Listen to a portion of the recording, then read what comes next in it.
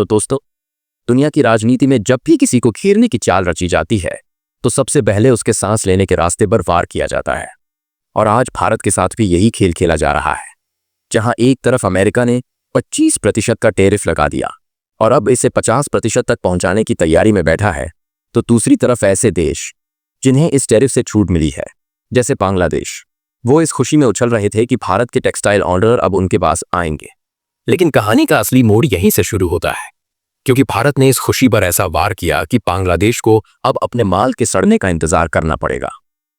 नई दिल्ली से एक ऐसा फैसला आया जिसने बांग्लादेश के माथे पर बल ला दिया, क्योंकि भूमि मार्ग से आने वाले उनके छूट और छूट से बने उत्पादों के आयात पर भारत ने रोक लगा दी। और यह वही सामान है जिससे बांग्लादेश की फैक्ट्रियां और मजदूरों का चूल्हा जलता है, यानी लाखों परिवारों की रोजी रोटी पर सीधा प्रहार।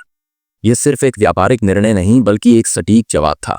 क्योंकि बांग्लादेश को अब समुद्री रास्ते से माल भेजना पड़ेगा, जो महंगा भी है और धीमा भी, और इससे उसकी भारत में मांग अपने आप घट जाएगी। अमेरिका के साथ भारत का हर साल का व्यापार लगभग 131 अरब डॉलर का है, और ट्रंप द्वारा लगाए गए 25% टैरिफ के बाद कई भारतीय ऑर्डर रद्द हो चुके हैं। ऊपर से जल्द ही और 25% जोड़कर कुल 50% टैरिफ लगाने की तैयारी भी हो रही है। लेकिन भारत इस दबाव में झुकने के बजाय अपनी रणनीति में और तेजी ला रहा है,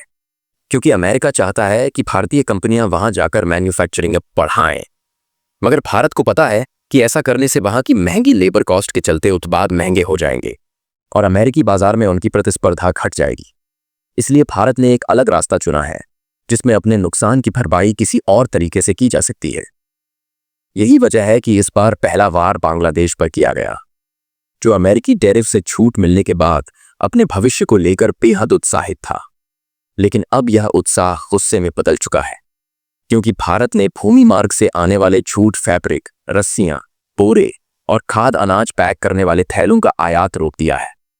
और ये वही उत्पाद हैं जो बांग्लादेश भारत में भारी मात्रा में भेजता था, खासकर पश्चिम बंगाल और उत्तर पूर्वी सीमा से होकर। और अब जबकि वहां की छूट इंडस्ट्री पहले से ही कई चुनौतियों का सामना कर रही है, यह फैसला उनके लिए तगड़ा झटका साबित होगा। भारत का यह कदम सिर्फ एक सीमा शुल्क उपाय नहीं बल्कि घरेलू किसानों और मजदूरों के लिए एक सुरक्षा कवच है, क्योंकि बांग्लादेश अपने छूट उत्पादों पर सब्सिडी देता रहा है, जिससे वे भारत में बेहद सस्ते दाम पर आते थे। नतीजा यह हुआ कि देश में छूट की कीमतें MSP से नीचे चली गई, कई मिलें बंद हो गईं और मजदूर बेरोजगार हुए।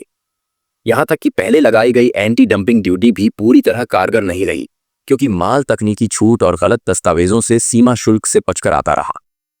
अब जब भारत ने भूमि मार्ग से आने वाले आयात को रोककर केवल नावा शेवा पोर्ट से समुद्री आयात की इजाजत दी है, तो यह न केवल बांग्लादेश के लिए महंगा पड़ेगा बल्कि उनके मुनाफे को भी खा जाएगा। और यही असली चोट है जिसे शायद ही वे जल्दी भूल पाएं। और सोचने वाली बात यह है कि बांग्लादेश का कुल छूट निर्यात करीब 855 मिलियन डॉलर का है, जिसमें से अकेले भारत 266 मिलियन डॉलर का माल खरीदता था, और इसमें भारत की हिस्सेदारी करीब 78% थी। तो अब इस नुकसान की भरपाई करना उनके लिए एक मुश्किल लड़ाई होगी। अगर यहां तक सुनकर आपके दिल में भी ये बात गूंज रही है कि ये सब हमारे देश के खिलाफ रचा गया एक बड़ा खेल है, तो इस वीडियो को एक लाइक जरूर दें और चैनल को सब्सक्राइब करें, क्योंकि सच्चाई को दबाने की कोशिश हमेशा होती है और हमारा काम है कि इसे और लोगों तक पहुंचाएं, ताकि कोई भी ये न समझे कि भारत चुपचाप मार खा रहा है, बल्कि हम जवाब भी दे रहे हैं, और वो भी बेहद सोच समझकर।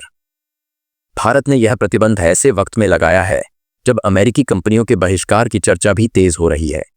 और लोग अब सवाल उठा रहे हैं कि आखिर क्यों हम उन देशों के उत्पाद खरीदें जो हमारे साथ व्यापारिक युद्ध छेड़े बैठे हैं।